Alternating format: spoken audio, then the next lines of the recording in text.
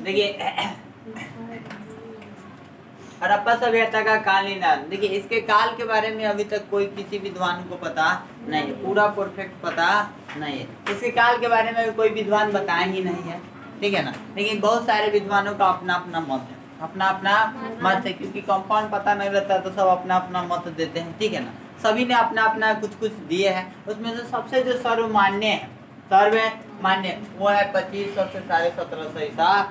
आपसे क्वेश्चन जब पूछेगा कि हड़प्पा का काल क्या कब से कब तक था, कब से कब तक था, तो आपको मानना होगा 2500 से 1750 ईसा पूर्व, ठीक है ना। ऐसे बहुत सारे वैज्ञानिकों ने अपना अपना दिया है तर्क, जो भी विद्वान थे अपना अपना तर्क दिए, लेकिन सबसे सर्वमान्य क्या है 2500 से 1750 ईसा।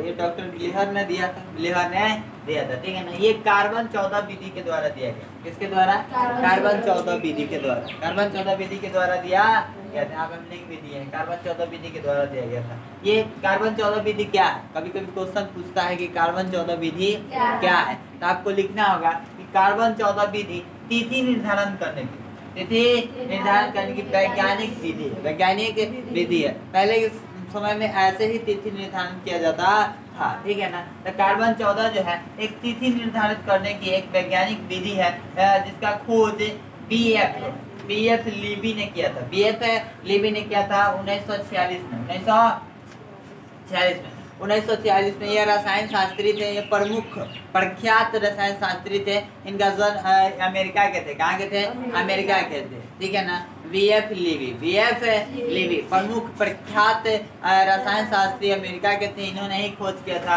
ये कार्बन 14 विधि, कार्बन 14 विधि। इसी के द्वारा सिंधु घाटी सभ्यता का जो काल बताया गया 2500 से 1750 ईसा पूर्व बताया गया है, ठीक है ना। और ये किसी भी जीवित व्यक्ति में, देखिए किसी भी जीवित वस्तु है, किसी भी जीवित वस्तु है उसमें कार्बन 14 और कार्बन 12 स्थित रहता है, कार्बन 12 और कार्बन 14 स्थित रहता है। लेकिन जब उसका पतन हो जाता है, जब उसका पतन हो जाता है, जब मृत्यु हो जाता है, तो वो धीरे धीरे कार्बन 12 10 के 10 रह जाता है, उसका समापन नहीं होता। लेकिन देखिएगा धीरे धीरे कार्बन 14 समाप्त होने लगता है, जिससे यह पता लगाया जाता है कि जितना पुराना होगा उतना कम होगा कार्बन 14, उतना कम होगा, क्योंकि धीरे धीरे उसमें खत्म होने लगता है, खत्म होने लगता है। तो कार्बन 14 जितना कम होगा उतना क्या होगा? वस्तु प्राचीन होगा, क्या होगा? प्राचीन होगा, पुराना होगा, ठीक है ना। इसी से पता लगाया जाता है। इसके बताया गया, इसे रेडियो धार्मिकता के नाम से भी जाना जाता है। कार्बन 14 का अर्ध आयु काल बताया गया है 5568 ±30 वर्ष, ±30 वर्ष, ठीक है ना।